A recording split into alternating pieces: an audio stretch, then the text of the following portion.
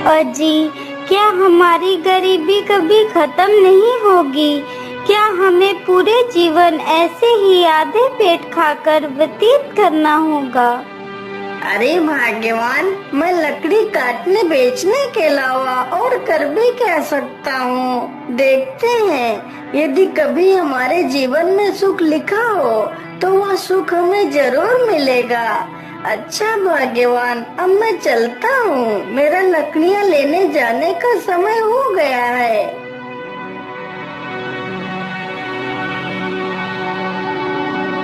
अरे मेरे प्यारे गधे, चलो, अब हमारा लकड़ियाँ लाने का समय हो चुका है।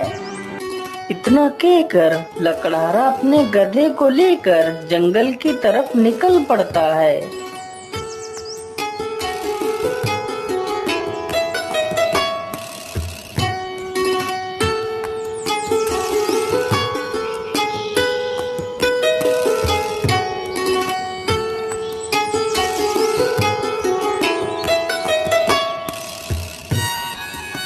मेरे हिसाब से यही पेन ठीक रहेगा। चलो इसे ही काट लेता हूँ।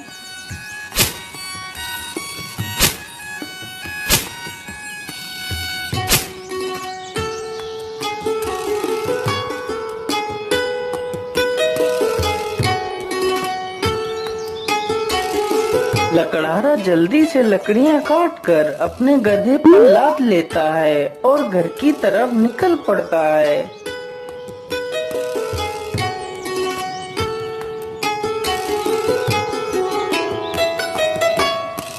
पानी, पानी, पानी, मेरी सहायता करो। अरे, ये किसकी आवाज है? मुझे लगता है कोई तकलीफ में है। चलो चलकर देखता हूँ। लकड़हारा जल्दी से उसी ओर जाने लगता है जिस ओर से वह आवाज आ रही थी। पानी, पानी, पानी, मेरी सहायता करो। अरे, ये क्या?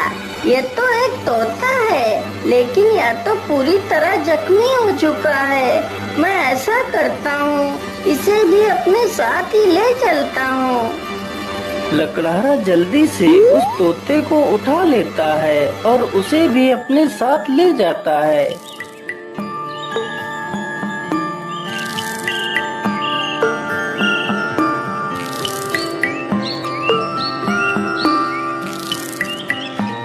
अरे भाग्यवान, तुम जल्दी से हल्दी और चूने का लेप लेकर आओ। मुझे इस तोते के जख्मों पर उस लेप को लगाना है। लकड़हारे की पत्नी तुरंत ही हल्दी और चूने का लेप लेकर आती है। लकड़हारा तुरंत ही उस तोते के जख्मों पर उस लेप को लगाने लगता है।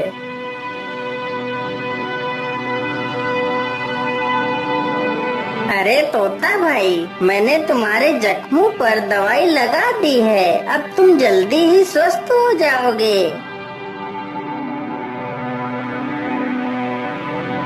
इस प्रकार तोता 1-2 दिनों में ही पूरी तरह स्वस्थ हो जाता है।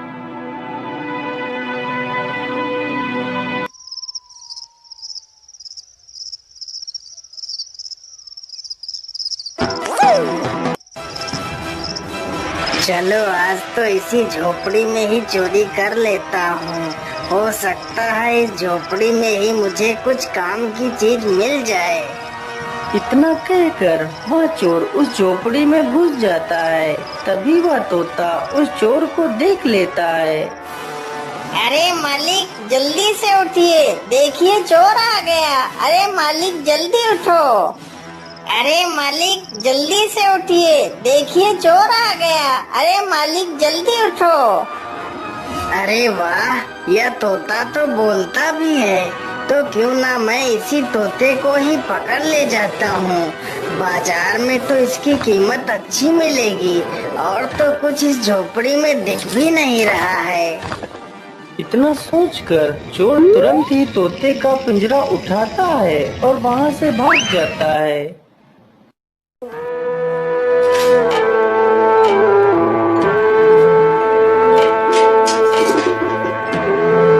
चोर को चलते चलते रात से सुबह हो जाती है। ओहो, मैं तो रात भर चलते चलते कितना थक गया हूँ। चलो ऐसा करता हूँ, थोड़ा इसी पेड़ के नीचे आराम कर लेता हूँ, फिर सोचूंगा इस तोते का क्या करना है। इतना सोचकर चोर उसी पेड़ के नीचे लेटकर सो जाता है। तभी वहाँ से एक राजा अपने घोड़े पर सवार होकर निकलता है। महाराज, मुझे बचा लीजिए, मेरी रक्षा कीजिए महाराज, नहीं तो यह चोर मुझे मार डालेगा। अरे ये कौन है जो मुझे मदद के लिए पुकार रहा है, लेकिन आसपास तो कोई नहीं दिखाई दे रहा है। अरे महाराज, उधर नहीं, इधर नीचे देखिए महाराज, मैं इधर हूँ। महाराज, मुझे बचा लीजिए, यह चोर मुझे उठाकर ले जा रहा है। अरे वाह, यह तोता तो बोल भी सकता है। चलो मैं इस तोते को खरीद लेता हूँ, यह तोता मेरी पुत्री को बहुत पसंद आएगा। अरे ओ चोर, चल अब उठ जा, और कितना सोएगा तू? महाराज, मैंने कोई चोरी नहीं की, मुझे कुछ मत करना महाराज। नहीं नहीं, मैं तुम्हें कुछ नहीं करूँगा, तुम यह तोता मुझे दे दो, मैं तुम्हें इसके बदले 100 सोने की मोहरें दूंगा। राजा की यह बात सुनकर चोर बहुत खुश हो जाता है। लेकिन याद रहे, मैं तुम्हें ये मोहरें तभी दूंगा यदि तुम आज से चोरी करना छोड़ दोगे। यदि ऐसा नहीं किया तो मैं तुम्हें कारागार में डाल दूंगा। नहीं नहीं महाराज, मैं आज के बाद कोई चोरी नहीं करूंगा। राजा तुरंत ही उस चोर को 100 सोने की मोहरें दे देता है और तोते का पिंजरा लेकर वहाँ से चला जाता है।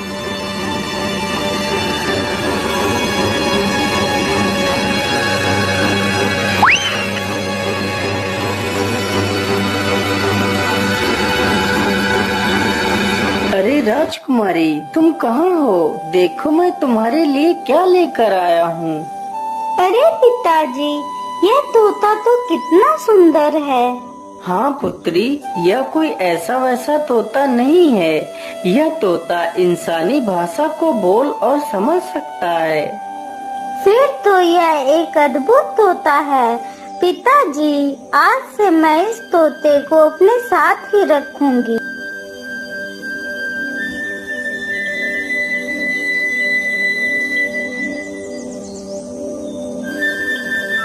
राजकुमारी रोज उस तोते को अच्छे अच्छे पकवान खिलाती, लेकिन तोते को उस लकड़हारे की बहुत ज्यादा याद आती रहती थी।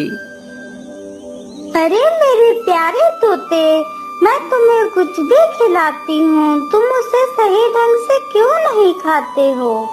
क्या बताऊं राजकुमारी जी, मुझे इस पिंजरे में कैद हुए पूरा 1 महीना हो चुका है। मेरा मन भी आकाश में उड़ने को कर रहा है, लेकिन मैं इस पिंजरे में कैद हूँ। मैं क्या कर सकता हूँ? अच्छा ऐसी बात है, तो फिर चलो मेरे साथ, आज मैं तुम्हें बाहर की सैर करा के लाती हूँ। राजकुमारी तोते को जंगल में ले जाती है और उसे पिंजरे से बाहर निकाल देती है।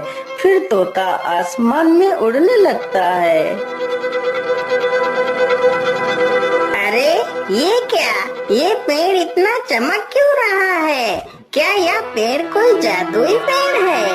अरे राजकुमारी जी, उधर देखिए, यह पेड़ इतना चमक क्यों रहा है? क्या यह कोई जादुई पेड़ है? अरे हाँ, मुझे तो लगता है ये कोई जादुई पेड़ ही है। चलो इसके पास चलते हैं। राजकुमारी तथा वह तोता दोनों उस वृक्ष के पास जाते हैं। राजकुमारी जैसे ही उस वृक्ष को स्पर्श करती है, तभी वह उस वृक्ष में समा जाती है। यह देखकर तोता हैरान हो जाता है। अरे राम राम राम, ये क्या हुआ? राजकुमारी तो पेड़ के अंदर चली गई। मुझे जल्दी से यह खबर राजा को देनी होगी।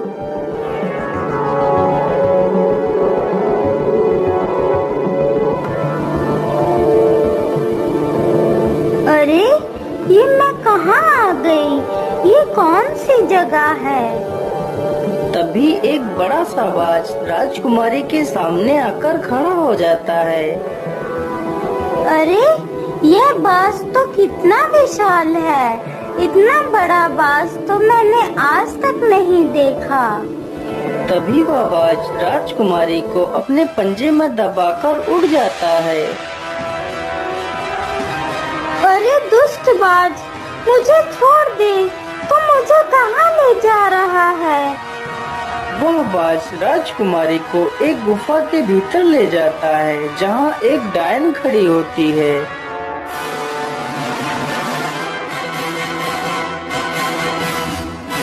अरे कौन है आप और मुझे इस प्रकार यहाँ क्यों लाया गया है? मुझे छोड़ दो, मुझे वापस जाने दो। चली जाना, चली जाना। इतनी जल्दी किस बात की है? तुम इस समय पाताल लोक में हो। यहाँ से निकलना इतना आसान नहीं है। तुम यहाँ से तभी बाहर जा सकती हो जब मैं चाहूँगी। यदि तुम यहाँ से बाहर जाना चाहती हो तो तुम्हें मेरा एक काम करना होगा। बोलिए, आप क्या काम करवाना चाहती हैं? राजकुमारी जी, तुम्हें मेरे लिए अमृत लाना होगा। लेकिन ये अमृत कहाँ मिलेगा? ये अमृत तुम्हें रंगी कंचन की पहाड़ियों में मिलेगा। लेकिन ये पहाड़ी कहाँ पर है?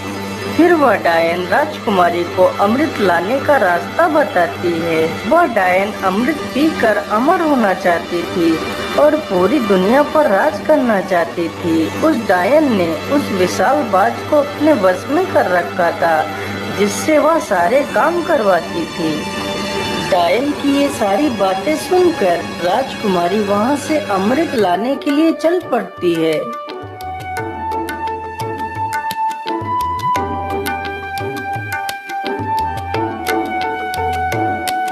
राजकुमारी अमृत ढूंढते ढूंढते उन्हीं पहाड़ियों पर पहुंच जाती है जहां पर अमृत था।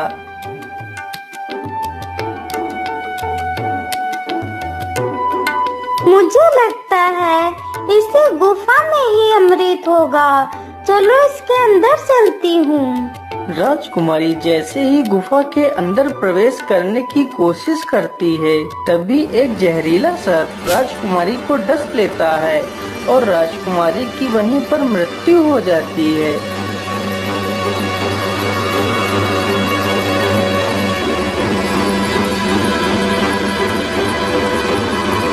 महाराज, यह वही पेड़ है जिसमें राजकुमारी समा गई है।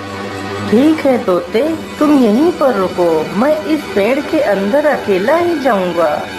राजा जैसे ही पेड़ को हाथ लगाता है तो वह भी उसी पेड़ के अंदर चला जाता है।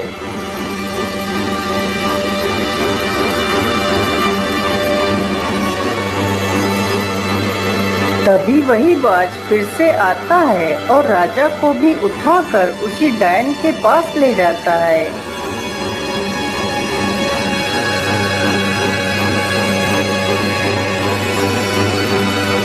कौन है आप और मुझे यहाँ पर इस प्रकार लाने का क्या कारण है? मेरी राजकुमारी कहाँ है?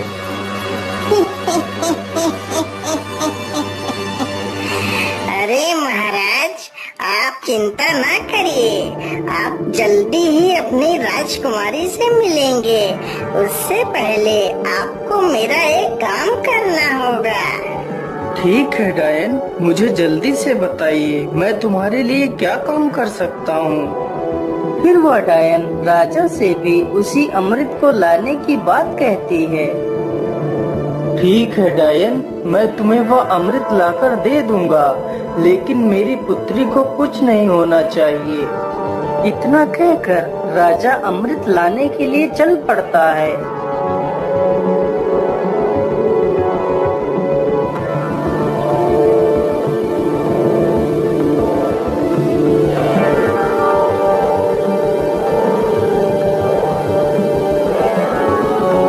राजा चलते चलते उसी गुफा के पास पहुंच जाता है जहां पर उसकी पुत्री की लाश पड़ी हुई थी।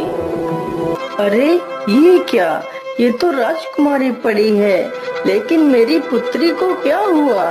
हे भगवान, मेरी पुत्री को तो किसी जहरीले सर्प ने डस लिया है। इसका मतलब उस दुष्ट डायन ने मेरी पुत्री से भी वो अमृत लाने को कहा होगा। अब मैं उस डायन को जिंदा नहीं छोड़ूंगा। मुझे लगता है इस गुफा में कोई जहरीला सर्प भी है। मुझे ध्यान से आगे बढ़ना होगा। इतना कहकर राजा राजकुमारी को वहीं पर छोड़कर आगे बढ़ता है। तुम्हारी हिम्मत कैसे हुई इस गुफा में आने की? मैं तुम्हें जिंदा नहीं छोड़ूंगा। सर्प जैसे ही राजा को डसने के लिए आगे बढ़ता है, राजा तुरंत अपनी तलवार से सर्प के 2 टुकड़े कर देता है। दुष्ट, तूने ही मेरी पुत्री को मारा है। मैं भला तुझे जिंदा कैसे छोड़ सकता था? इतना कहकर राजा गुफा में आगे बढ़ता है। राजा जैसे ही आगे बढ़ता है, तभी एक तीर बहुत ही तेज रफ्तार से राजा को छूकर निकल जाता है। तभी राजा अपने कदम पीछे ले लेता है। अरे ये क्या, इस गुफा में तो तीर की वर्षा होने लगी। अब क्या करूं? अमृत तक कैसे पहुंचूं? फिर राजा तीर चलने की प्रक्रिया को ध्यान से देखता है। अरे ये क्या, जब एक तीर इस दिशा से उस तरफ जाता है, तभी दूसरा तीर उस दिशा से इस तरफ आता है। इसका मतलब यदि मैं एक एक कदम आगे बढ़ाऊं, तो मैं अमृत तक पहुंच सकता हूं। इस प्रकार राजा अपने बुद्धि के बल पर उस चुनौती को भी पार कर जाता है।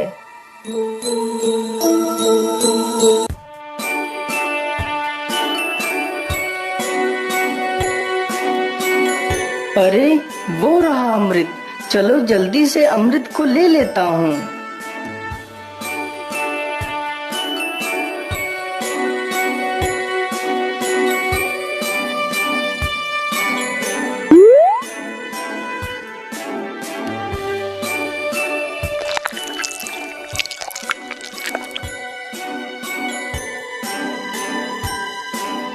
मैं ऐसा करता हूँ, पहले मैं इस अमृत को अपनी पुत्री को पिलाता हूँ। ये सोचकर राजा अपनी पुत्री को अमृत पिलाता है। अमृत पीते ही उसकी पुत्री जीवित हो जाती है। अरे पिताजी, आप यहाँ पर कैसे आ गए? पुत्री, मैं तुम्हें लेने आया हूँ। अब तुम बिल्कुल भी चिंता मत करो, मैं यहाँ पर आ गया हूँ। फिर वह राजा उस अमृत को खुद भी पी लेता है और बाद में बचा हुआ अमृत उस सर्प के मुंह में डाल देता है। अमृत मुंह में पड़ते ही सर्प भी जीवित हो जाता है। फिर वह राजा उस सर्प को अपनी पूरी कहानी सुनाता है।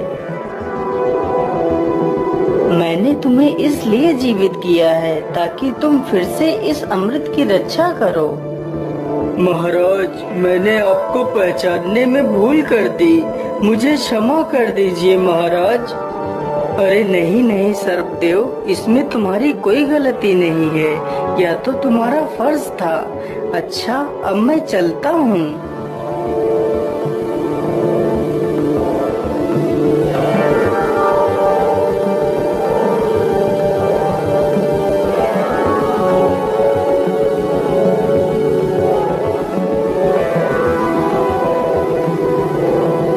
राजा उस बोतल में अमृत के स्थान पर एक तालाब से साधारण जल भर लेता है और डायन के पास पहुंच जाता है। ये लीजिए डायन, मैं तुम्हारे लिए अमृत लेकर आ गया हूँ। अब मुझे बाहर जाने का रास्ता बता दीजिए।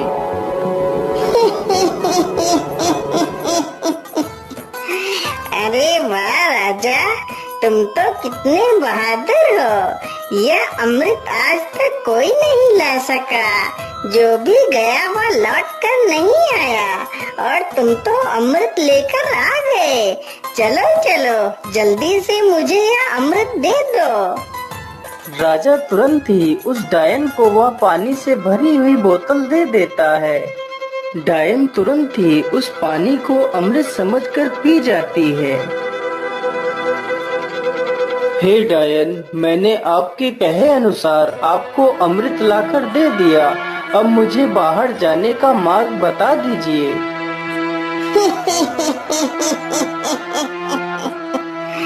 इतनी भी जल्दी क्या है? अब मैं अमर हो चुकी हूँ। अब तुम दोनों यहाँ से कहीं नहीं जाओगे। आज से तुम दोनों भी मेरे गुलाम हो। अरे डायन, ये तो सरासर धोखा है। मुझे यहाँ से जाने का मार्ग बताओ, नहीं तो मैं तुझे मार डालूंगा। अरे मूर्ख राजा, अब मैं अमर हो चुकी हूँ। अब तू मेरा कुछ भी नहीं बिगाड़ सकता।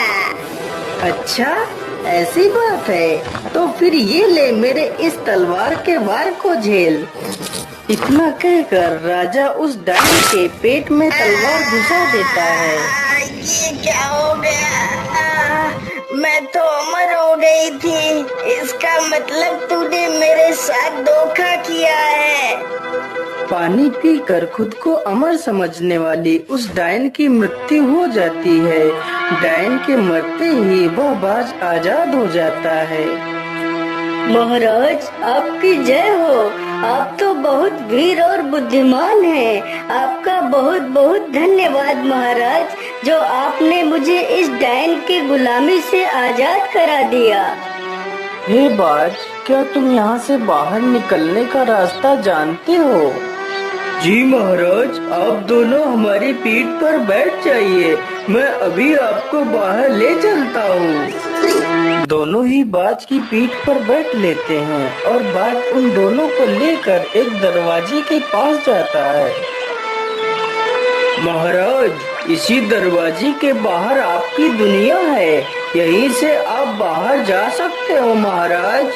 राजा तथा राजकुमारी दोनों बाज का धन्यवाद करते हैं और उस दरवाजे से बाहर चले जाते हैं।